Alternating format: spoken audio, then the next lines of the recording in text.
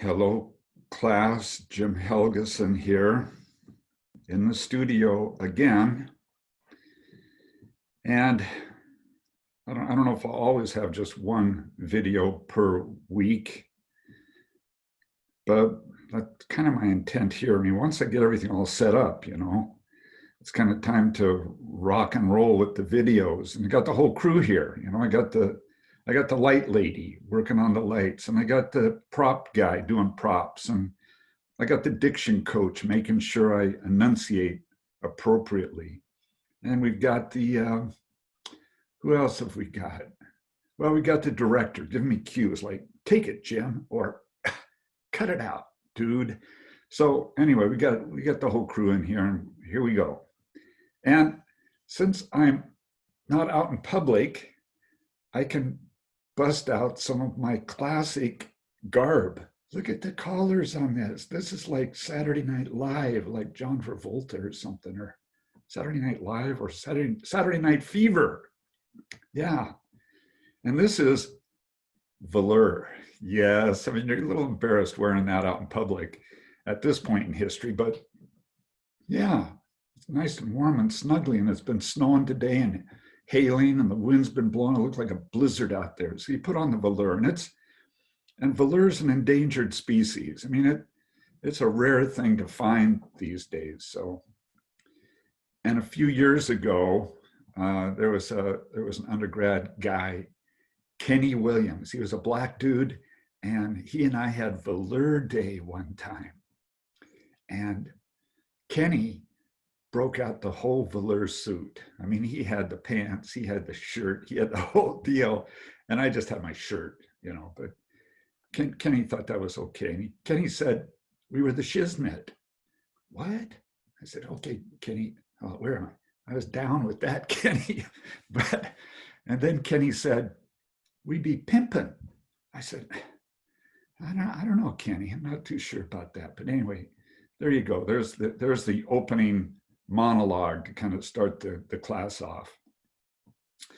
Okay, so how are things working out? These classes, this online stuff, this Corona hood that we're in now. Is it working out for you? I hope so. And it's kind of awkward for all concerned. I'm learning a lot about Blackboard. Spent an hour and a half trying to figure out how to access a test today. Come on, just wanted to see what someone did on a test, hour and a half. But I'm an old guy, and teaching those old critters new tricks is a daunting task. So Blackboard, though. So some folks did a case for Thursday this week. So sometime like before class period on Thursday this week, they're going to, I'm looking at, oh yeah, I am recording. They're going to post up the test to turn it in, and I'm going to look at it and scribble some stuff on the last page like I've done in the past, except I'll make it a little more clear, because that's what I send back to you. I check your cases out, and so today, or Thursday this week, we've got a case, and there'll be 3 papers I'll get, a team of folks presenting it, sort of, and then a couple critiquing groups, and I'll send that back to you. So what else happens? What else gets stuck out there on Blackboard? Well, those case folks are going to stick out on Google Docs their summaries, their executive summaries. So the folks that present the case, the critiquing teams will put that out there on Google Docs for your enjoyment. And then folks that did articles, I think we got a couple tonight, or today, whenever you're watching this in your pajamas, eating popcorn. Hey, we get a few more of these videos. You could binge watch my lectures. Yeah, binge watch. What do you do when you're holed up? Yeah. Okay. So the folks that did articles are going to post up their 1-page golden nugget deal on Google Docs also. So it's all going to be there for us to check out. Okay, so what else? Yeah, And check out those emails. I'll send you emails. I'll warn you that this is on its way and refresh your mind about stuff. So check out the emails, get on board with that. Okay, next week, another thing that gets posted up next week, there's no case next week, but next week we've got the quantitative exercise due, and everybody's going to do that. Okay, so that's what happens next week for everybody. Let's talk about the quantitative exercise. Let's check it out real quick here. And here's what you need to do. You need to look at the syllabus, okay? There's a smart first step. So the syllabus, oh yeah, I'm gonna grade it. Okay, this is worth 6% of your grade. It's worth as much as, that's one article. So it's okay. So let that judge kind of guide you on how you handle that assignment. It's worth as much as one article.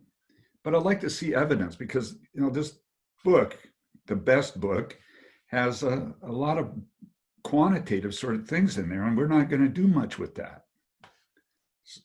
This exercise is pretty much the thing we do with that. So it says here, you know, I'm going to grade it A, B, C, D. Well, A, B, C, probably, or redo. And it's worth 6%. So print out evidence that you've worked with a couple of these metrics. What's that mean? You go to the website that's mentioned there on the syllabus, click on that or cut and paste it or whatever you need to do, and work with a couple of the metrics. And I give you some guidelines. So what's the evidence? You're going to print me some screens showing that you messed with some of the data and plugged it into those metrics, and you got some screenshots you can give me. That's the evidence. So print out evidence that you worked with a couple of them. I made some suggestions on ones that are kind of typical ones, and they're easy enough to do. So I mentioned there's in chapter 1 there are a couple, in chapter 3 there was one, chapter 4 there was one, chapter 8. You know, just find 2 of them, and so use those metrics there. Or if there's some other that you stumbled upon in that textbook or out there at the best website where you mess with these metrics, then you can use something else if you want to. But there is some guidance on ones I think would be reasonable to use right there in the syllabus under quantitative exercise. Then after you print out evidence, number 2, I'm going to look for this. Hey, provide me with a brief overall written evaluation of working with the metric. What'd you think about it? You know, you're going to do a couple of those, evaluate each of them. How did it work? What'd you think? Did it seem useful? Does it seem reasonable? Was it easy enough to work with? So there you go. That's the way the assignment works. Let's see, and then there's some notes. Well, there's some questions at the ends of chapters that might guide you. You don't necessarily have to do stuff with those questions, but they give you some guidance. So if you pick one of those things out of chapter 1, well, at the end of chapter 1, there's, for those 2 that are listed in that chapter as likely metrics to use, you could check out what the book says about those metrics and gives you some clues in working with them. There's other performance tools, yeah. Then it talks about, well, it just talks about metrics in general. Chapter 15 gives you some stuff about cause and effect sort of metrics, and if metrics from our textbook, other than the ones identified, hold more interest for you to you can use that. That's note number 4, and then number 5 talks about a glossary.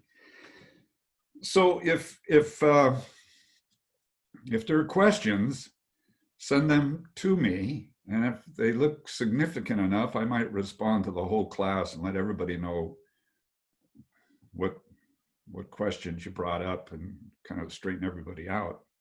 So that's next week. Looks like that's April 9th. Okay.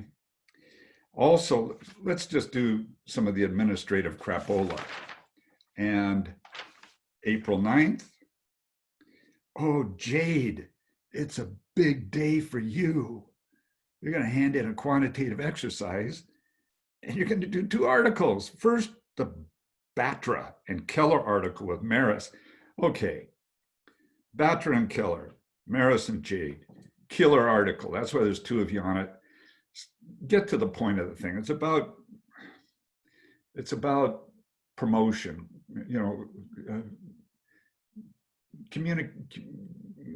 all kinds of communication stuff, promotion stuff. Skip the references, skip the future research, cut to the chase. What does this article say that we know about communication?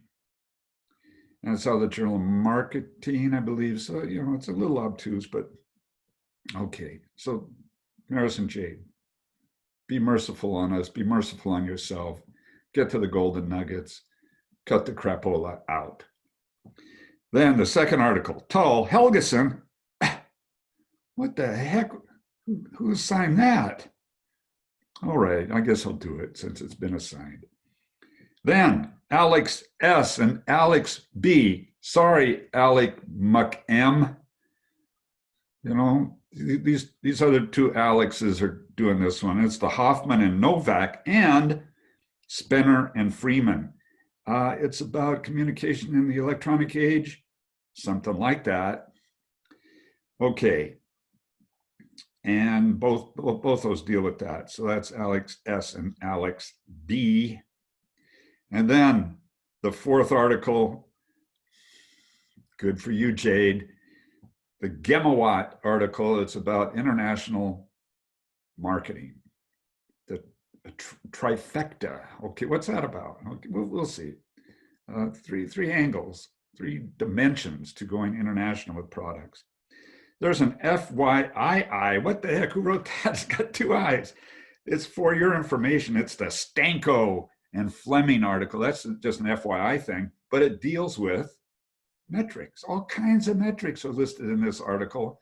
Someday, should you want to stimulate your thinking or maybe impress your boss with what you know about metrics, well, check out the Stanko and Fleming article and can guide you into some metrics. It just kind of gives you a cursory view of it, but then you can go search it on Google and be an expert, just like that.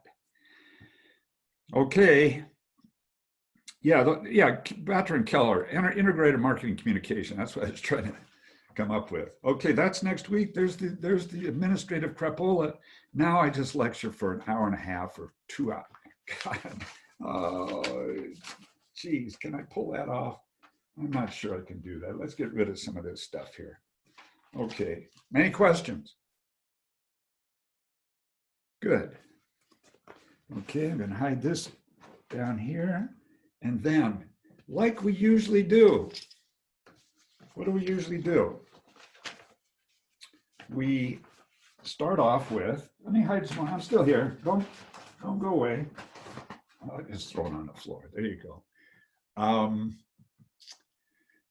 Like we usually do, we start off with the case. Yeah. And here's the case for tonight. Let's see, here's the pop quiz. This is the case for tonight. You can get the executive summaries out there on Blackboard. What town was Santa Fe? God, okay. What town? Here, come on. Stay up there. I got my music stand here. I'll bring my sax up for one of these videos. I'll play the sax song for you. House of the Rising Sun, one of my favorites on the sax. What town was Santa Fe relocation established in? Who here? Okay, raising your hand. Here's my hand.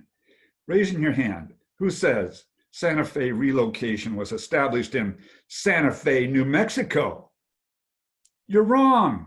You didn't read. Okay, you didn't even look at the article. You didn't even look at the case. It was in Hong Kong, of course. Okay, so that's the pop quiz. And I'm gonna grade that too. Put it in my grade book. Okay, so what was this about? You don't know what business you might end up in when you grow up and get a job. Here's some. Here we're looking at a relocation service, you know, helping people move into Hong Kong and other Asian countries. And so one of the things that goes on with this case, Santa Fe Relocation Services, is, you know, thinking about, you know, managing the brand. We talked about brands a few classes ago. And so they've been kind of ineffective at branding the company, and there's been a lot of inconsistency. There's been local control over the brand, and things have gotten out of hand a little bit. So, you know, how they can be more effective in managing the brand and maybe stepping more fully into being a full scope relocation service, providing a range of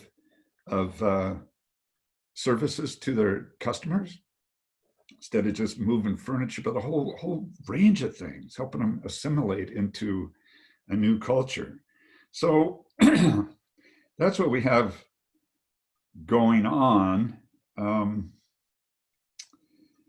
Yeah, being consistent, full service, the impact on the product. Let's see. Maybe thinking about Blue Ocean, you could think about that. You know, how to create a full service relocation service if that's the way you want to go. Let's see, what else have I got here? Oh, global strategies with local implementation, kind of putting some boundaries on things. I mean, you have to flex maybe to specific cultures, and they're all in Asia, but, you know, having a global strategy, but local implementation. We'll talk about that maybe when we do the Gimawatt article next week.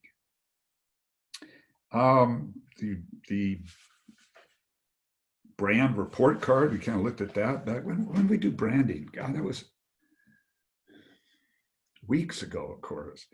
But the brand report card might come into this application, this article, this case. Idea of brand equity, and if they have to change some branding things. So there you go. There's a little thumbnail of what goes on in this case. Check out those executive summaries if you want the full meal deal, but that's about it for me on Santa Fe Relocation Services. No case next week, just quantitative exercise, and the week after that's our last case. Yeah, it's rolling along. Okay, so looking at my script, yeah, we did that case, we did the administrative crapola, and that brings us to the best chapter 9. And what are the, okay, a little overview. What are the topics of the evening?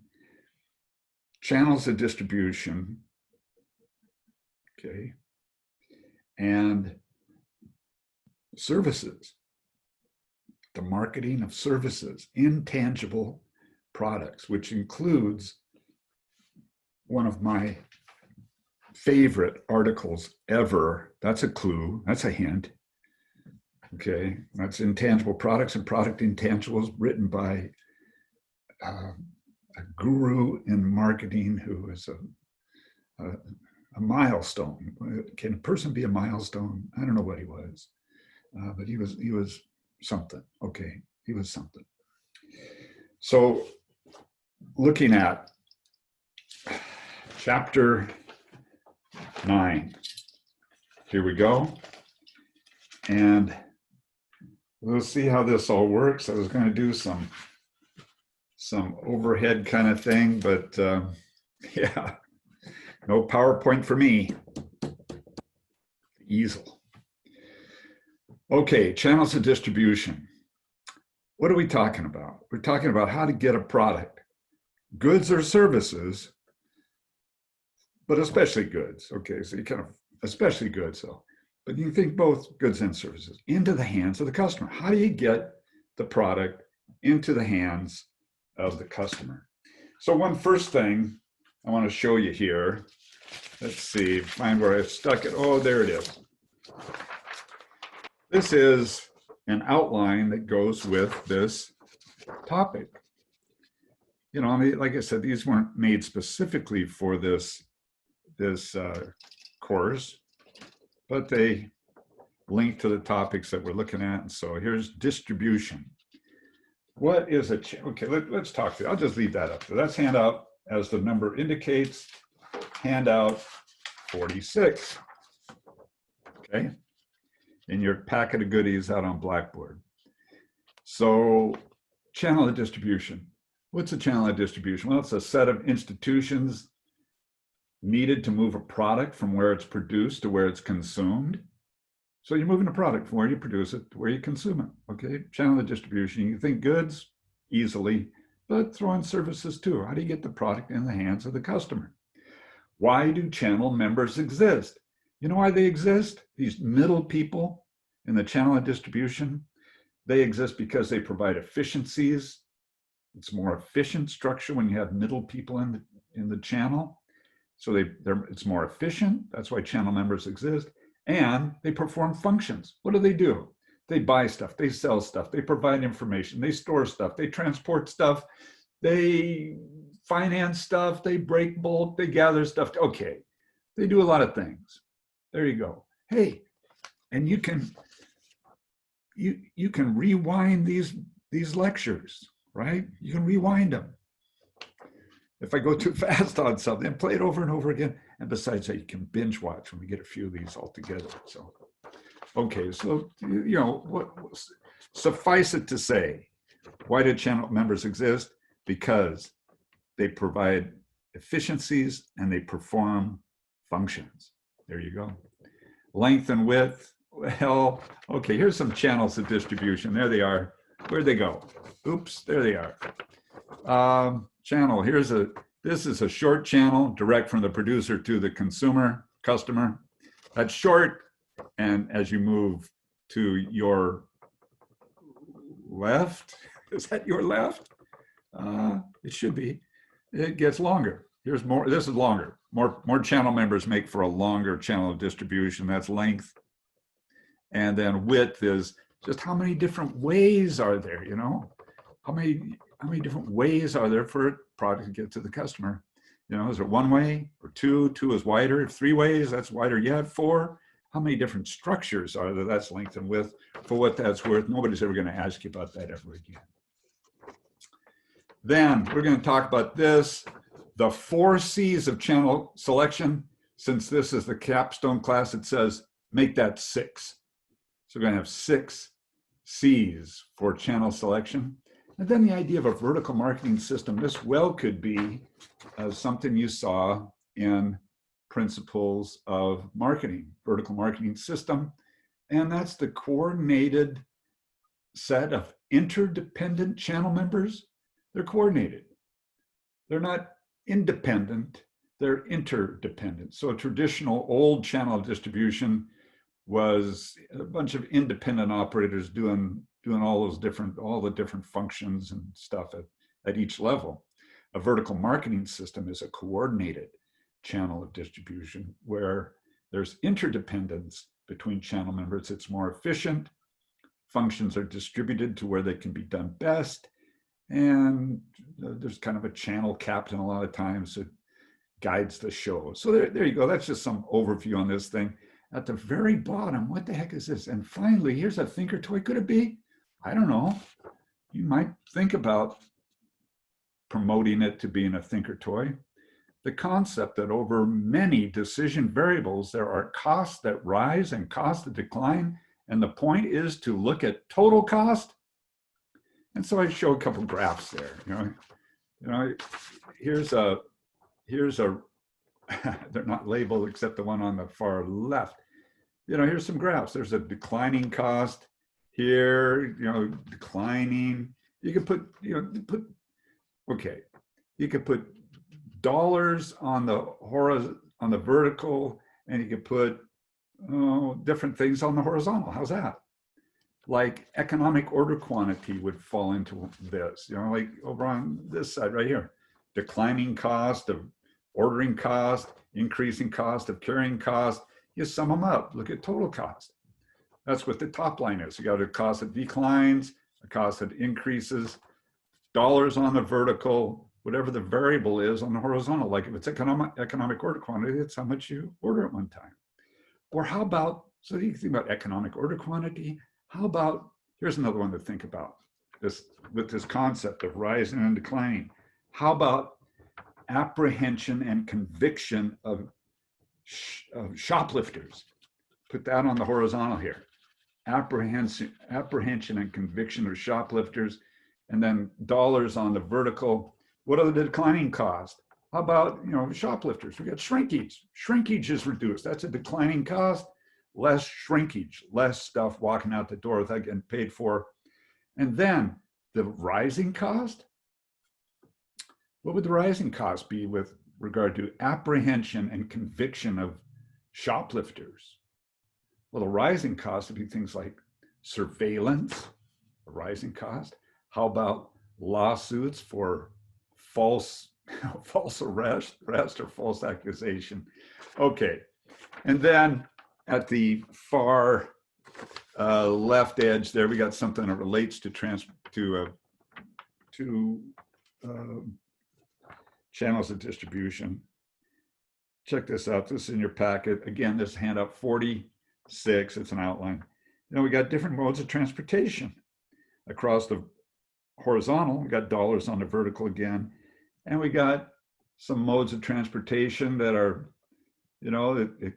they're decreasing cost with regard to storage and in-transit inventory cost, that kind of thing. We have some increasing cost, like charges for transportation as you move from truck to air, for instance. It says truck. Do you read that? Truck, air.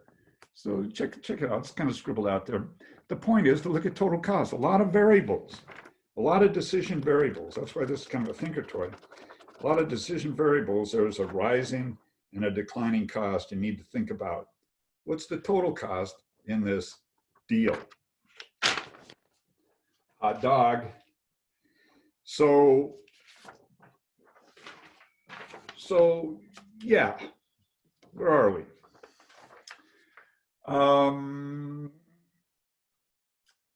Okay, so best.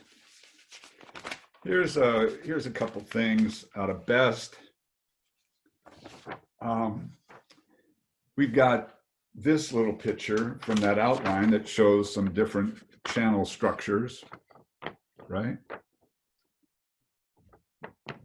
There it is, from producer to consumer or customer, different channel structures.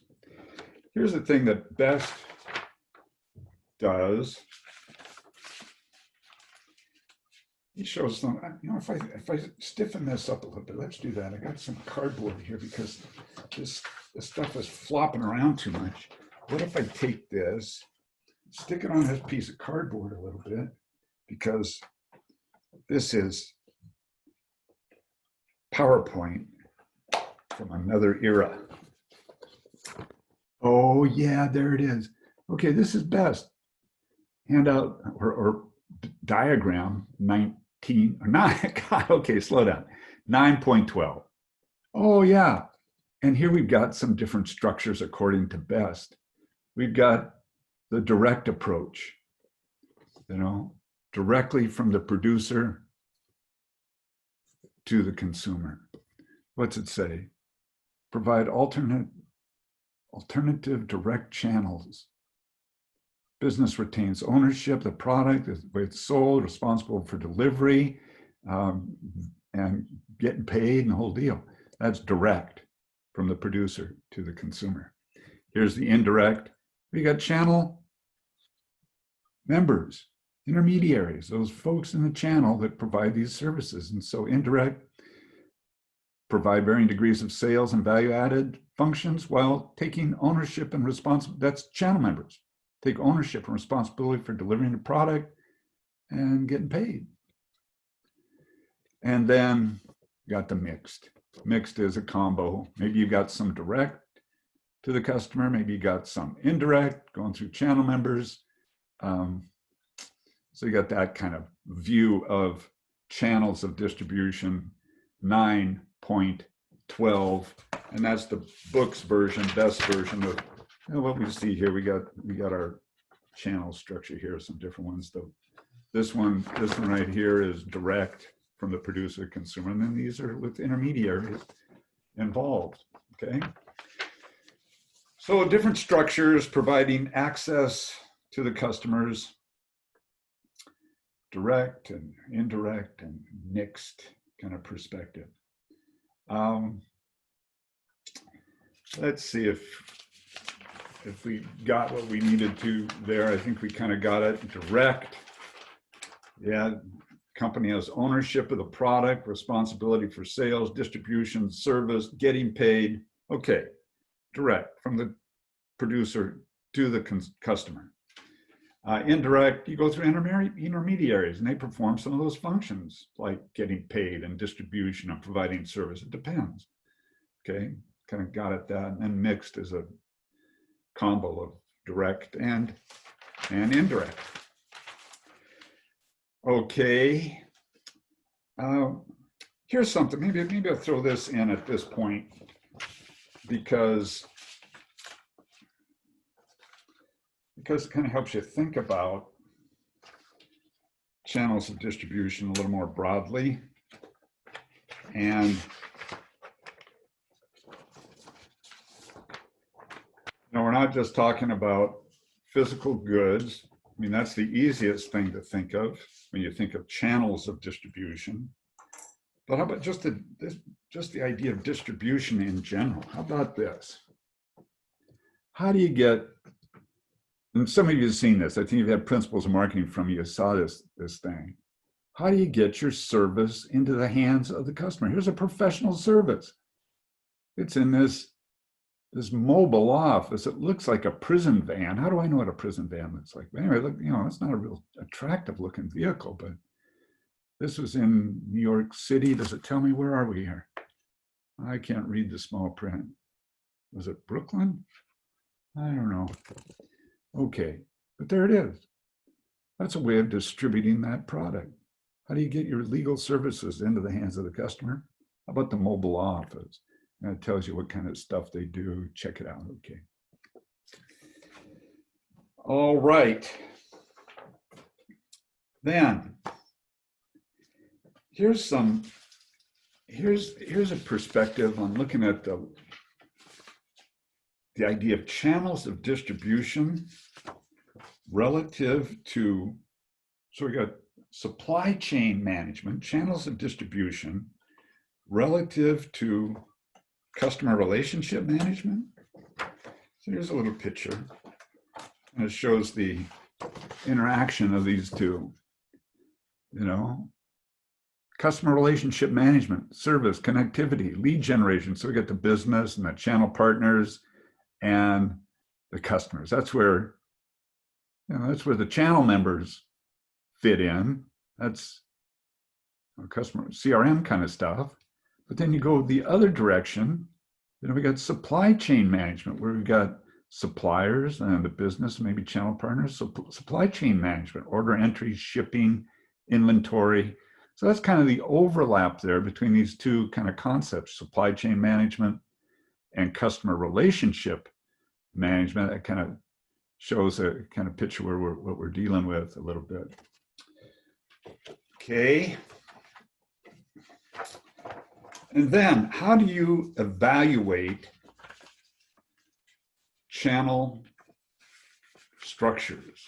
Making a judgment about channels of distribution. And here's a view of that. This is figure 9-8 in the textbook. And this is what Beth kind of presents with regard to evaluating channels. Channel performance, how much reach do you have? That's connecting with the channel members. How efficient is it? Cost. So here, are you connecting with the folks you need to connect with? Generate the business you need to generate. How much does it cost to use that channel structure? And then service quality. retention. I mean, how well are you doing at taking care of your customers? So that's best kind of view of channel assessment, looking at channel performance, customer reach, operation efficiency, service quality. But if you remember back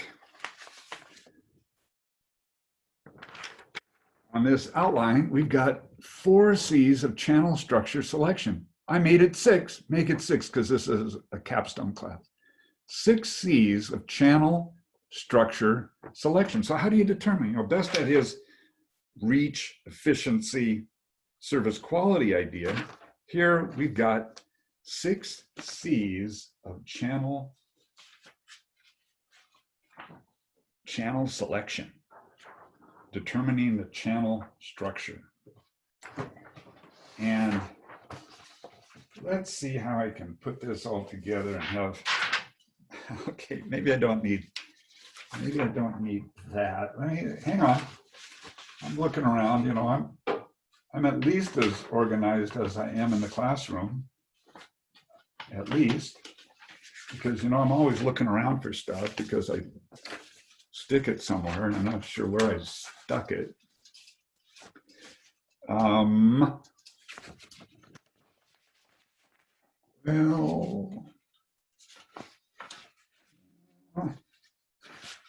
I guess I'm going to have to use this. I was looking for a paper version, but I've got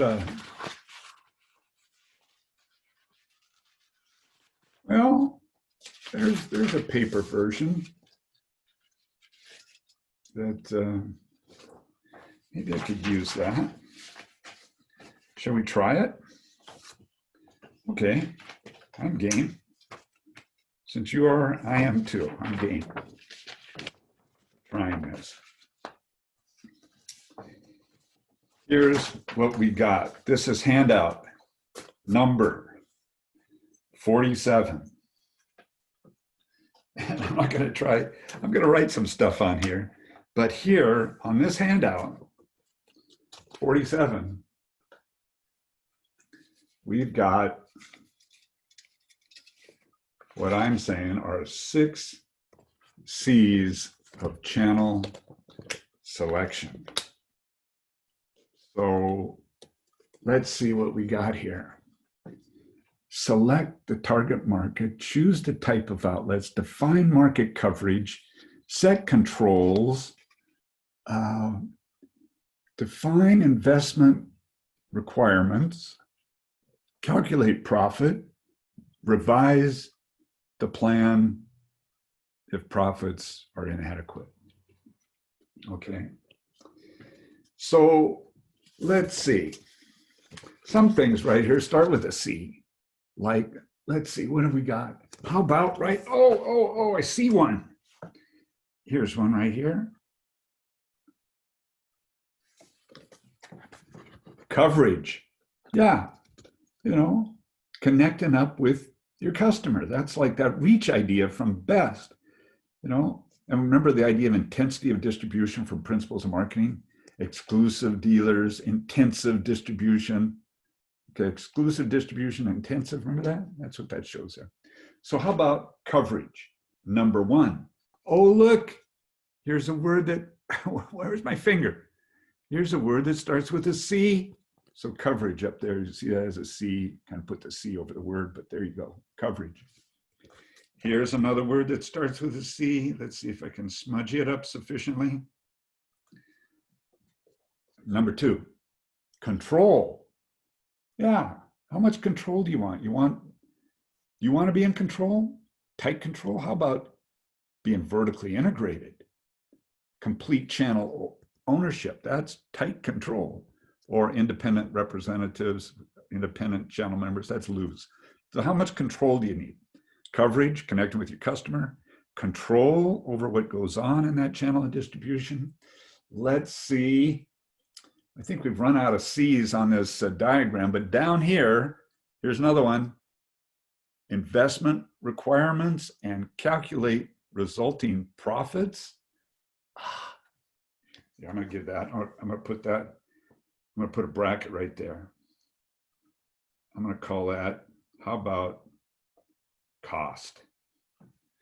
So now we've got coverage, control, those two at the bottom there kind of linked to cost. Investment required, low investment if they're all independent, high investment if it's channel ownership, and then calculate profits, so cost. So let's see, we got 1, 2, 3. Oh God, are we gonna make it? Okay, number 4, at the bottom here, check it out, number 4. Revised distribution plan if profits inadequate. There's a red C. Where'd that red C come from? I'm just going to write right over it. That's change. Okay, to make it, these all start with a C, so I gotta be creative. How do you spell change a bill? T? How many T's in that? What am I getting at there? There's number 4. Coming off of that bottom item. Revised distribution plan if profits inadequate. Changeability. Changeability. That's number 4. And what's the point there? Of all the marketing mix variables, a lot of times this P for place, this component of the marketing mix, is the least changeable. Why is that? Least changeable. A lot of times because of contractual relationships. You have relationships with these channel members, and they're not going to let you just dance around and do whatever you want to. They want some stability. And so a lot of times, the P for place, that component, this idea of channels of distribution, is the least changeable thing in the marketing mix. You can change the price. You can fiddle around with advertising. Maybe you can do things with the product, packaging, whatever. But the P for play is least changeable. So we got 4 out of the 6. We got coverage, control, cost, and changeability. Well, here's one we always use. It starts with a C. It's not on this chart, but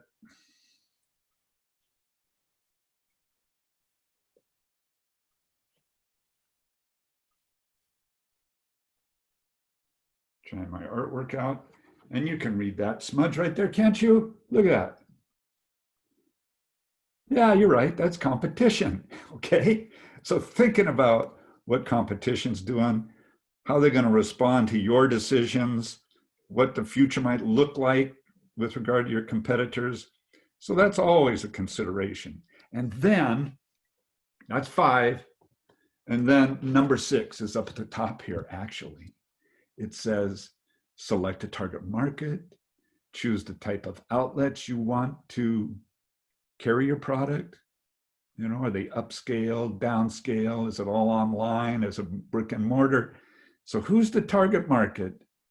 And the idea of this component of the marketing mix working with the other components of the marketing mix in a consistent, starts with a C, in a consistent sort of fashion, that the marketing mix variables all work together. They don't conflict with one another. They focus on that target market right there, and they work to convey the image, that position that you want in the marketplace. Where do you want your brand fit in the marketplace? So these two together, this kind of catches it up here, sort of. We got the target market, but thinking about who you're trying to do business with and how you want to be seen by them, all those marketing mix variables working in coordination with one another. And that's, you can read that, I bet, if I tell you what it says.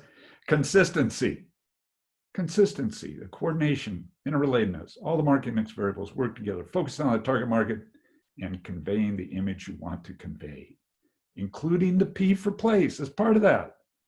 The kind of way you distribute that product, the kind of outlets you use. Here it mentions retailers and different okay? Whatever. So there you go. 6 C's. Let me see if I can remember them. Coverage, control, cost, changeability, competition, and consistency. There's changeability off the bottom there. That's handout. It says, why does it say? Let me scratch that out. It is here. Not to confuse you. Let's get rid of that other number up there. It's number here. Let me make it nice, bold, squiggly line because of my age. Handout 47. Okay. All right.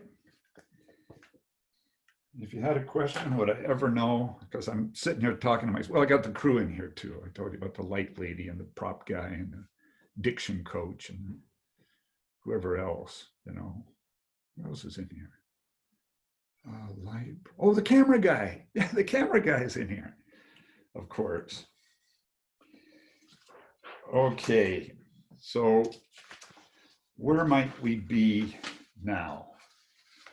The 6 C's of channel selection. We just did that. Are there any other exciting things out of the best book? Yeah, here's a couple other things. Here's the idea of building value with channel activities. Let's see what this gets at.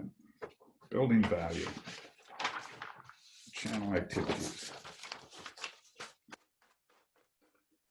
This is kind of like 9-18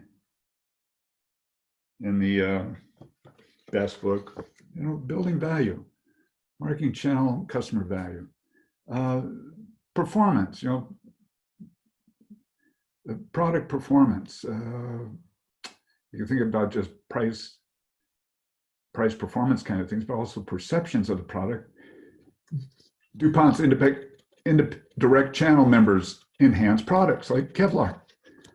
How about service quality? IBM Salesforce creates added value through customer support and service. How about brand reputation? Hartman Luggage uses specialty retailers to enhance the image. So back to that idea of consistency with that item. And then over here, nonprofit things, it says Dell uses direct marketing system to lower transaction costs because they sell direct to the customer. So different channel structures and how it might enhance the value equation. To be successful, a channel system must enhance customer value by increasing customer benefits, lowering customer cost, or both. Yes, that's like what's on page 324 in the textbook. Okay.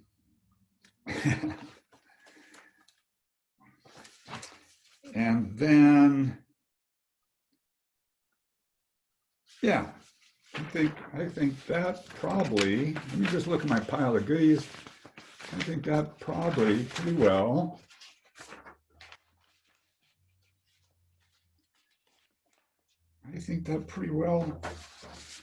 takes care of channels of distribution. Chapter 9 in the best of all books, the best book.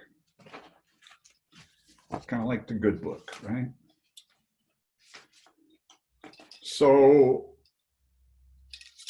moving some things around so stuff doesn't all fall. Let me throw this down on the floor in this pile I'm acquiring down here. Okay, I need a little snort.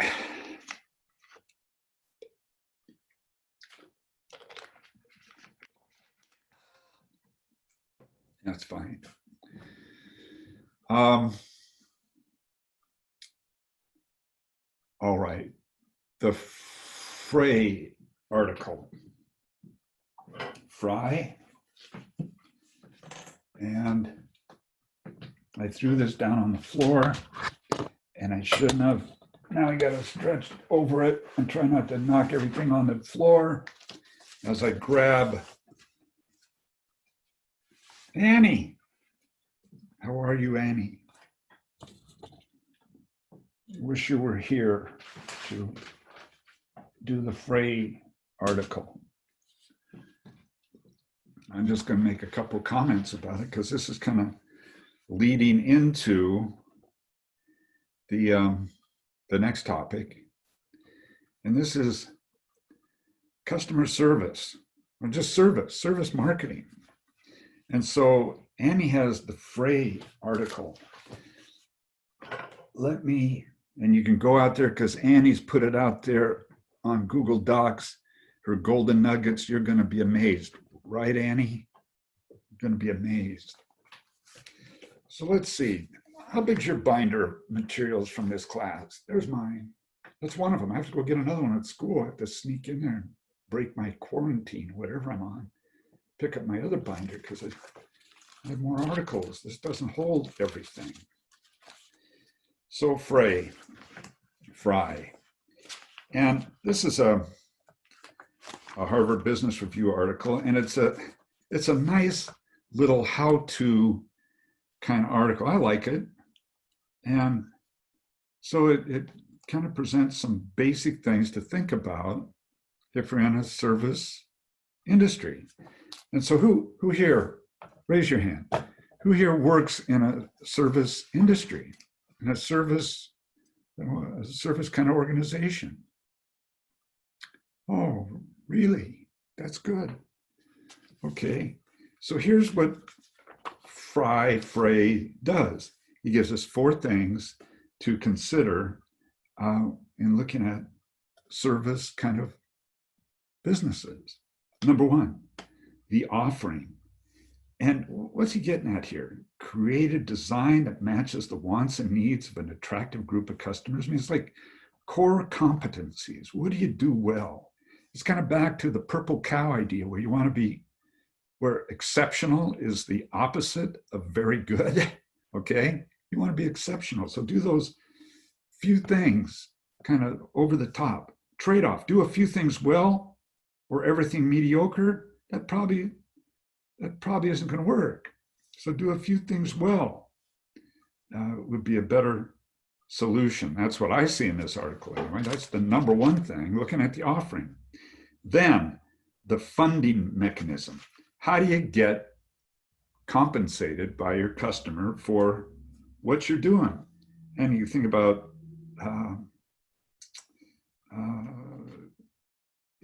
how you put that offering together to get compensated. And so it goes on, it talks about maybe you give some free stuff away, like software kind of stuff, free stuff, and then you charge them for the full-blown thing, kind of getting compensated in that fashion. What does Starbucks give folks to justify the price they charge? Banks having convenient hours, but maybe giving lower rates, perhaps, and have customers do some work. Self-service gas station, airline check-ins. I mentioned some stuff like that. Customers at work. I don't know what you think about that.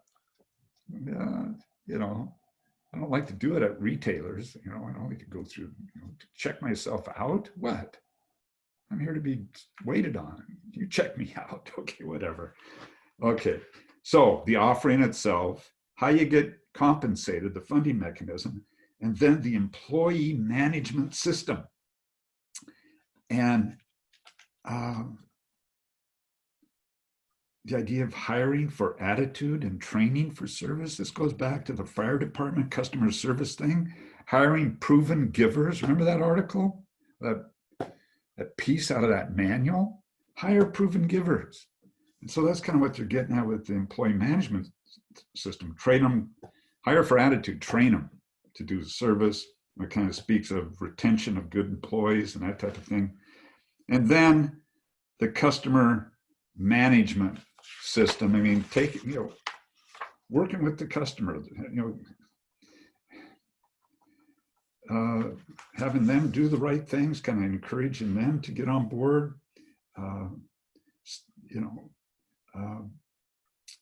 The customer management system, back to the self-checkout or something like that, but customers will do what they want. You must create something they want to do. Okay, how's that? And get them engaged in some fashion. in an effective way, a positive way with your organization. Okay, there's my summary. What's his quote? There is no such thing as a good idea in isolation. There is only a good idea in the context of a specific service model. It is folly to attempt to be all things to all people. There was a punchline kind of quote. That's my take, but I expect Annie's is more complete and coordinated than my winging it, shooting from the hip here on that article. Thanks, Annie, for covering for me. Now, that's starting us into service. And here's a little bit about service industry. And then we'll look at the next article, which Jackie, hot dog, you got my favorite of the whole. Have I said that many times? My favorite article of the whole semester. Leavitt. We'll talk about it. Okay, so let's get rid of, I'm gonna get rid of this. Put that on the floor. Oh, here we go. So, an important development in the business world has been, in recent history, has been the increase in service industry. You know, like around World War II, it was like 35% of GNP or GNI, whatever measure is, and now it's like 55%, you know. So service industry just has been growing in the last decades as an area of business, services, providing services. So what's a service? It's a need satisfying product that you can't transfer ownership. So you think about goods. You know, goods are goods versus services. They're both products. Product is an umbrella term over the top of the whole thing. A good is an object. It's possessed. You know, it occupies space and an ownership and can be transferred and that kind of thing. Service is intangible. It doesn't take up space. Ownership can't be transferred necessarily.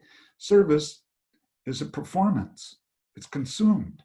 So goods are objects that are possessed. Services are performances that are consumed, if you want to think about it that way. So should we just jump into the Leavitt article? The Leavitt article deals with intangible products, services, and product intangibles. Let's see. Let me find that big binder of mine. Oh, and we'll talk about Theodore Leavitt a little bit. One of my favorite guys ever, because of the stuff he wrote. I think his earliest article. So he wrote lots of stuff in the Harvard Business Review. You can get a book called Marketing Imagination. A lot of filled with his writings. And one of his first was Marketing Myopia. We talked about a myopic view, probably from the 60s is when he wrote that. This myopic view of what business are you in? Are you in the movie business or in the entertainment business? Are you in the train business or in the are you in the transportation business? That idea. So Theodore Leavitt, and toward the end of his career, he was the editor for the Harvard Business Review. So quite an important guy in thinking about marketing. So we have this swell article. It's an old article, but it's wonderful. And you can get a whole book of his articles. It wouldn't hurt you if you had it, called Marketing Imagination. So marketing intangible products and product intangibles. So Leavitt puts forth the notion that all products possess a certain amount of intangibility, right, Jackie? Check out what Jackie did. Quality deal. It's out there on Google Docs. So all products possess some amount of intangibility. It's important to recognize the intangibleness and how to deal with it. And that can affect sales now and in the future. So let's see, is this a good time to show you this little, maybe, or should I, I'll wait. Let's do a couple more things on this article, things to catch here. And then I'm gonna go on my little spiel on services, my little spiel. So most products, even the most tangible ones, cannot be reliably tested and experienced in advance. You know, you can test drive the car, you know, but you don't get to own it, okay, and experience it that way, you know, physical thing like that. Customers won't know how a product performs until they actually put it to work, use it on a daily basis, get familiar with it. So one of the things, here's an important thing that Leavitt does in this article. He talks about marketers as managing expectations. How are you going to know what you're getting? And, you know, in physical products, how are you going to know what you're getting? Services, maybe even more so. How do you know what you're getting? So it's managing expectations. So what do you see? He uses some examples there. Why are those? You got the cookies in a box with a little window in the box, you know, a little cellophane, whatever it is, whatever it's made of, plastic window. You can see the cookies. That helps you know, instead of just a picture of the cookies, you can see the cookies. That helps you, helps work with managing your expectations. Or, you know, a service provider, like you go to a law office, and this is a first-class looking joint. I mean, the fixtures and furniture and fittings and the way that the employees are dressed. I mean, it looks like, oh, this is kind of a first-class joint. That's kind of managing your expectations. So, you know, doing those things, like the window in the cookie box and the fit and finish of a law office are kind of making promises to you of what you're going to get. And so one of the ideas that Leavitt advances is that you're trying to make, these are buying promises. You're trying to make a buying promise a credible expectation. I'm kind of promising you something. By the way, I'm working with these perceptual kind of things, these things that are cues that you pick up on that tell you what you're going to get from me. Cues. So I'm managing those expectations, and I'm making a buying promise a credible expectation. You can kind of bank on it. Okay? That's what's going on here. So windows in the cookies. How many of these things do I want to do right now? How about, do I want to do it right now? Yeah, let me show you. Let me show you one. Where'd it go? Oh, here's managing an expectation. What the heck is that? Okay, that's kind of a rough word. This is like, okay, pretend. Where's this going to go? Pretend that you're in a hotel and this is some jumbo, large toilet paper. I've got a special supply of it, okay?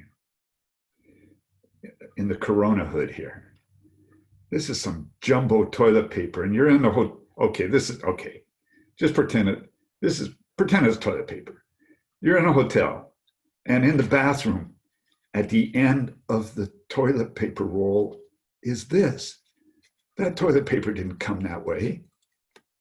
Someone was in there messing around with that toilet paper, okay? Maybe they put a paper band around the toilet seat. What are they doing? They're managing your expectations. They're making a buying promise of cleanliness of this joint that you're staying in, making that buying promise a credible expectation. They got that going on. The V at the end of the toilet paper. Or let's see, as I'm rooting around in these cheap joints I stay at, you know, of course, I'm going to crawl underneath the bed. And what do I find? Oh, yes. Oh, So you're one of those guys that kind of crawl around, look for crap underneath the bed and see if you can go complain to the manager and get a buck or two off. Yeah, I'm one of those guys. And so there's a little sign. Oh yeah, bozo, we cleaned under here too. You don't have to look around. It's a done deal. Our buying promise of a credible, okay, our buying promise of a clean room is a credible expectation. You can bank on it. Okay. So let's see. Leavitt, God, one of my favorites. I got some other stories here. Let's see. Is it time to move on to my stuff? I mean, all links to Leavitt because he's the man. I don't know if I told you that. He's the man. Buying promises on page 96. Oh, geez. Oh, yeah, here's on 97. Here's the story about the law firm and things you do to tangibilize services. Yeah, that's on 92. And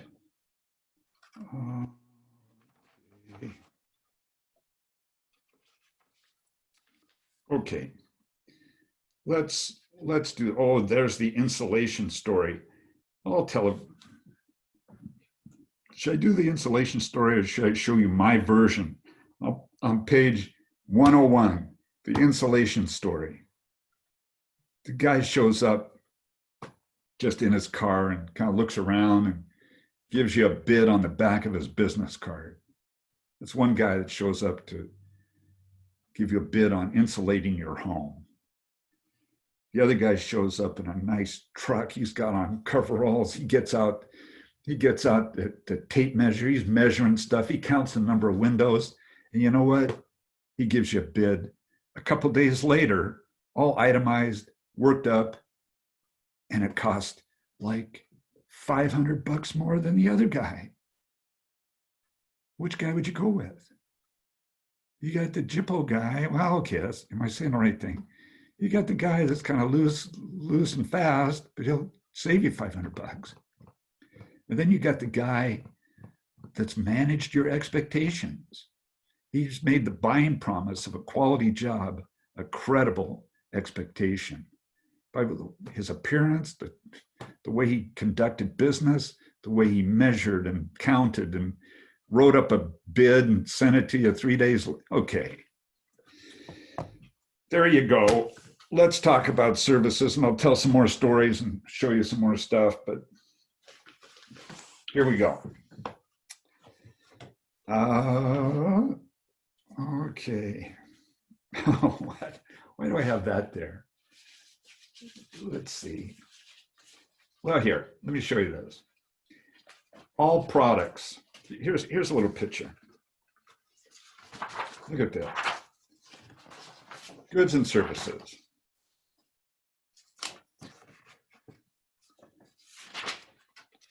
Have I smudged any of the letters off of this? You know, here's a little continuum. Oh, look, it says video cassette recorder. Okay, pretend that doesn't say that. Pretend it says DVD player or something or whatever. Okay, but that's what it says. But here it's like we have this tangible end of things, goods, tangible, highly tangible, like DVD player.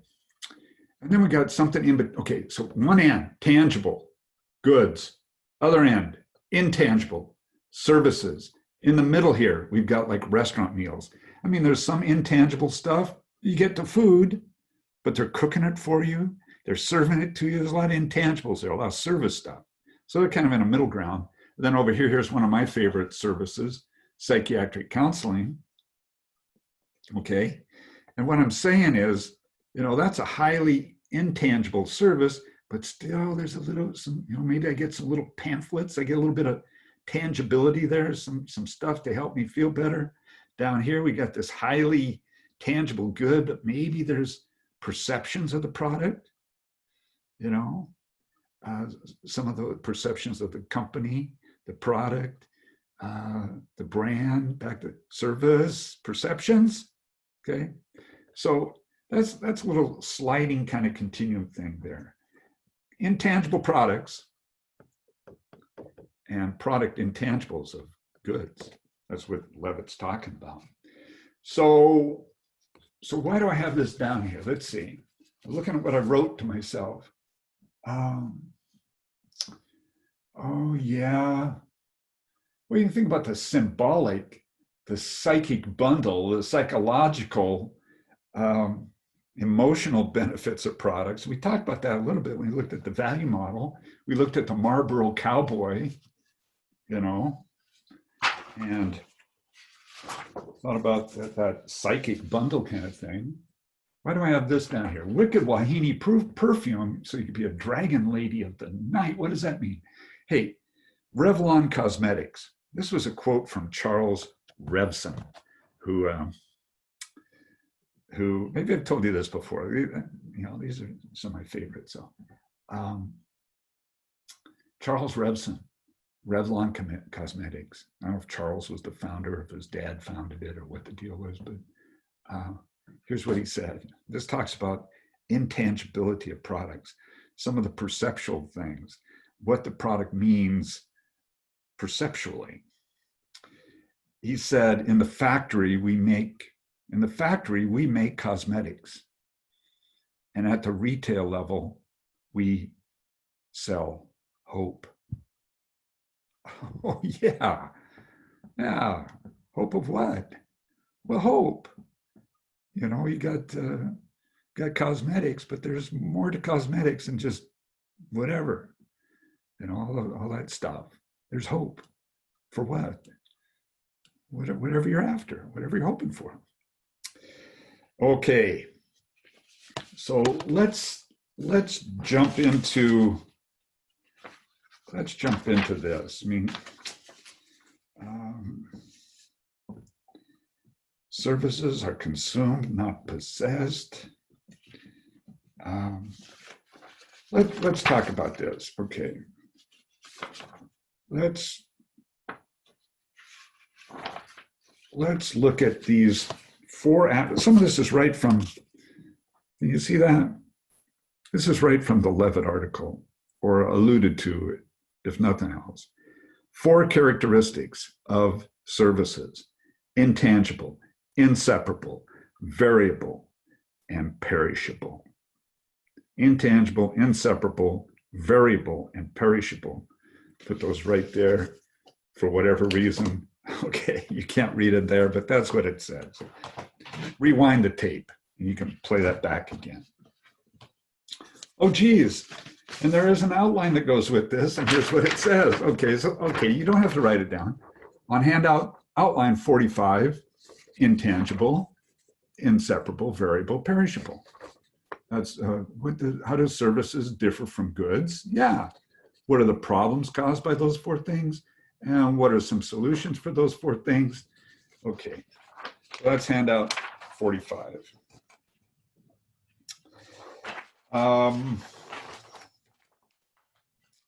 Let's just jump into how you handle them. I think that's probably, well, let's look at this too.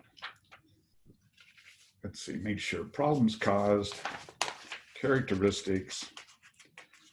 Well, let's talk about, okay, intangible, yeah, objects, goods are objects, services are performances, is a way to think about that. Oh, here, okay. So back to that, I mean, you know, intangibility, that's what that says right there. Goods are objects, services are performances. How about the inseparability idea though? Here's a look at that. Here's kind of a comparison of goods and services.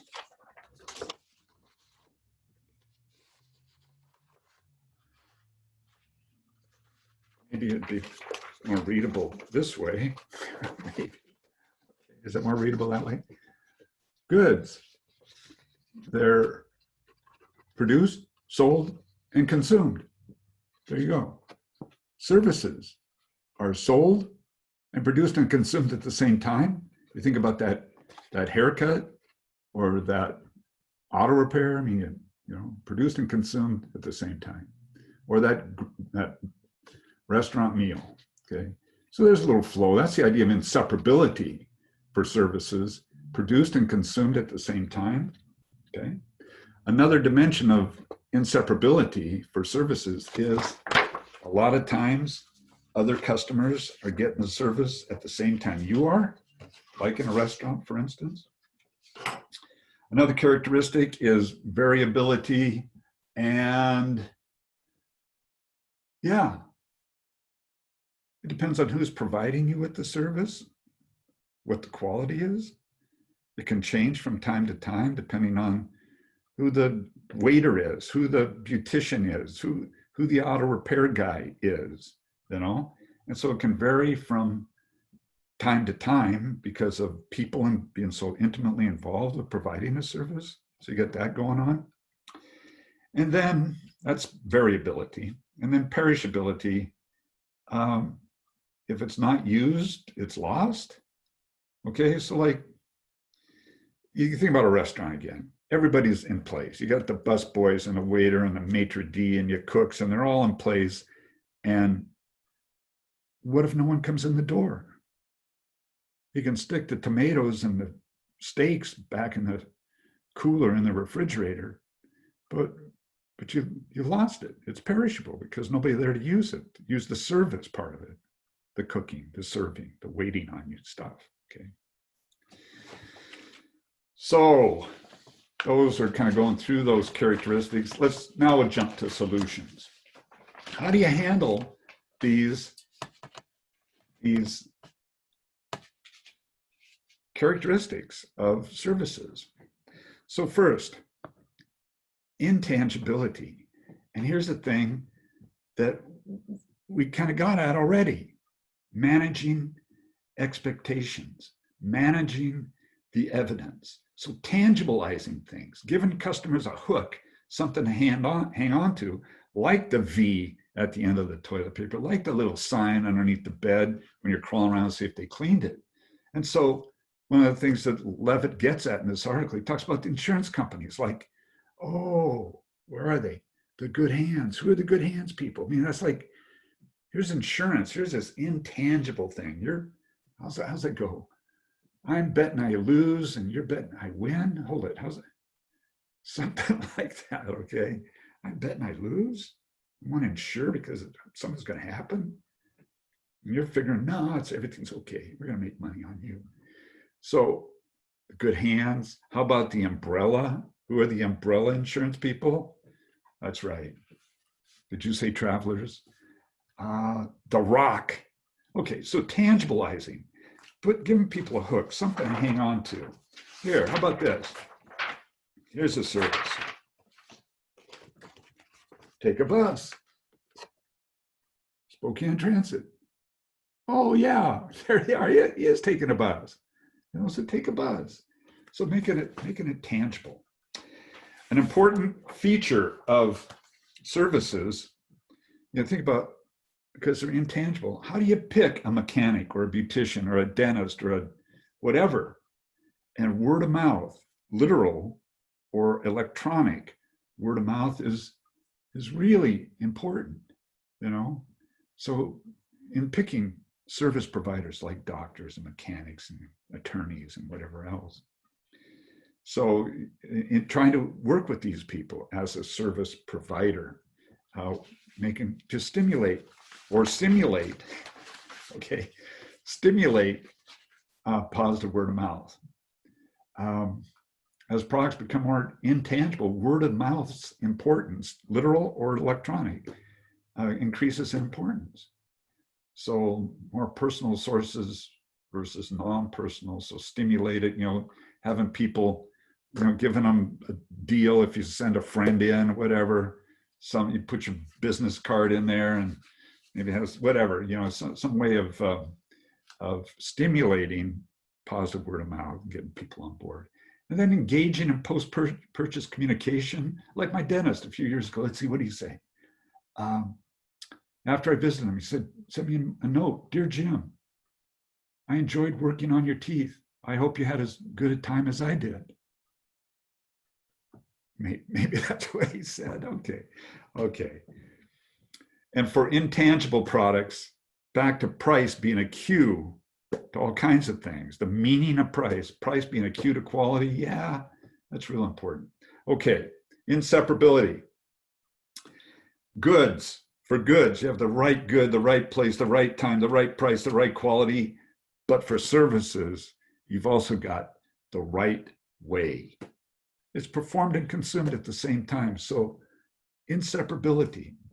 And it points up this idea of people being so connected to this thing, inseparability and variability also. It points up the importance of selecting, training, retaining good people. It's crucial in service industries.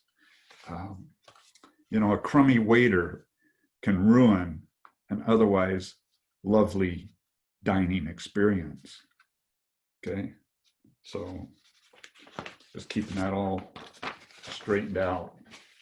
Let's see. Here is a diagram. Is this? Well, I already talked about a hook for intangibility.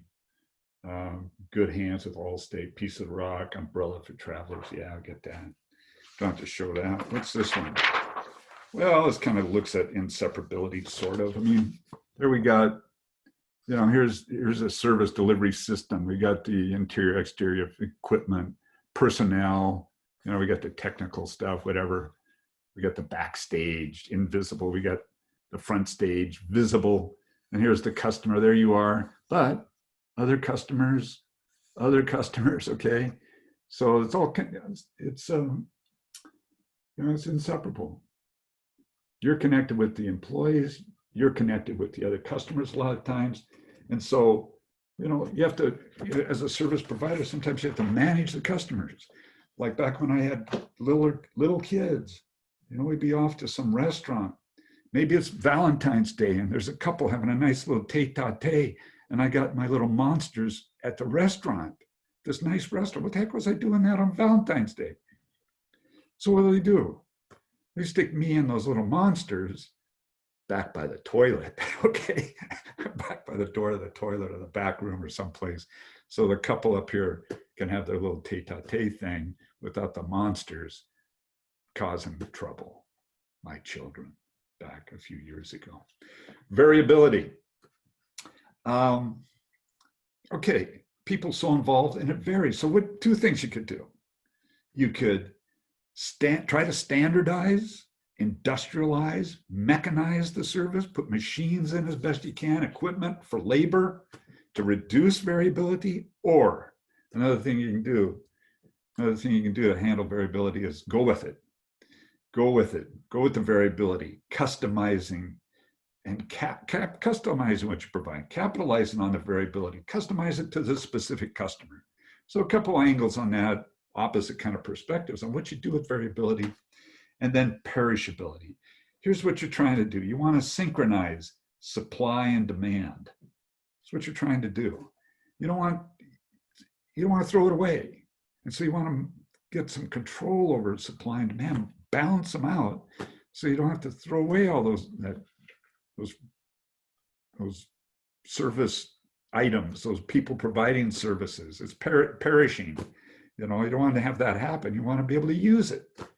So different times of day for restaurants and hair.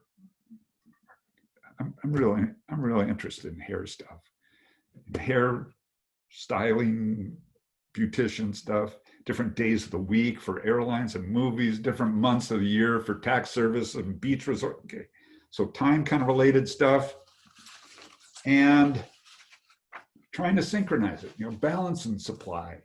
So, and distribution. So what have we got here? Balancing supply. Well, changing, how about that law office in a motorhome? That's kind of helping with supply. ATMs kind of works as supply. How about demand? Off promotion pricing, off peak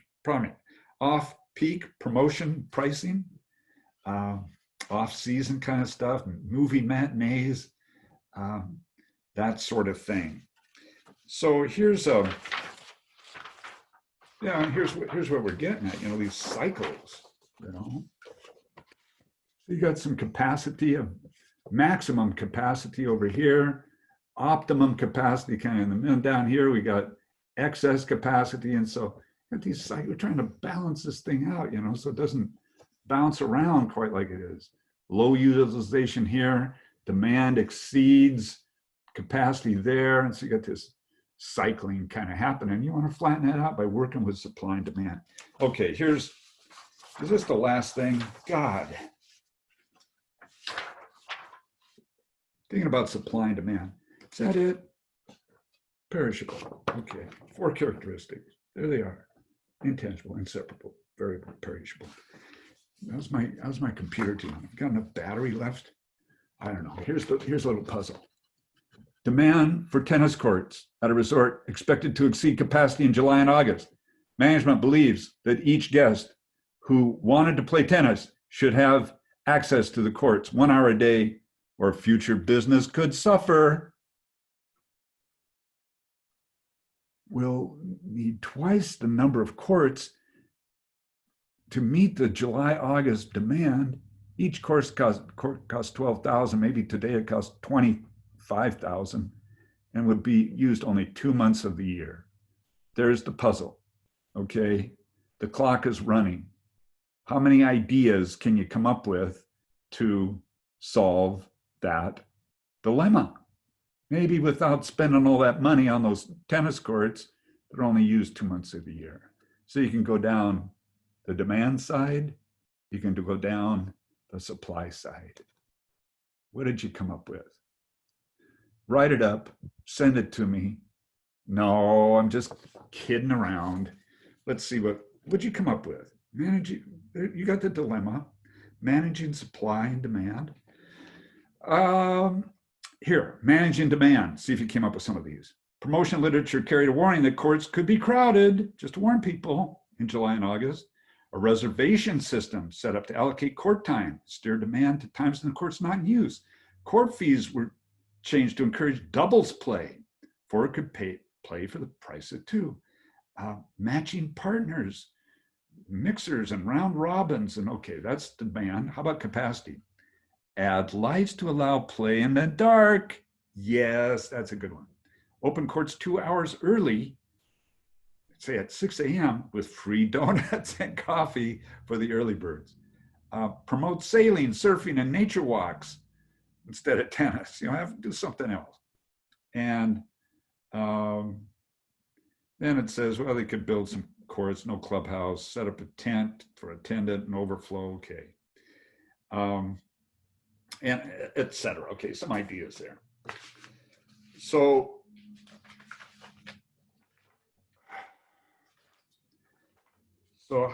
how's my endurance levels? I'm not always gonna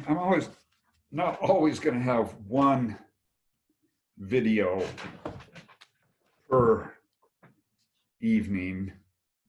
I might split it up. Who knows? I could send you 4 hours of video and you wouldn't, couldn't I? You might notice that. Okay, so far the two I've done, one shot deal. Others, maybe I'll have to split it up. We'll just have to see how it rolls forward here. With no case presentations, no article presentations of quality, not like what I do. I kind of speed stuff up, and no questions. Just raise your, no questions. So that's it. Thank you. And come back again. I'll send you an email about this. And I think we covered everything, even the administrative crapola. Let me turn my mouse on and see if I can shut off the right thing. I think we decided this is the button I want to hit right here.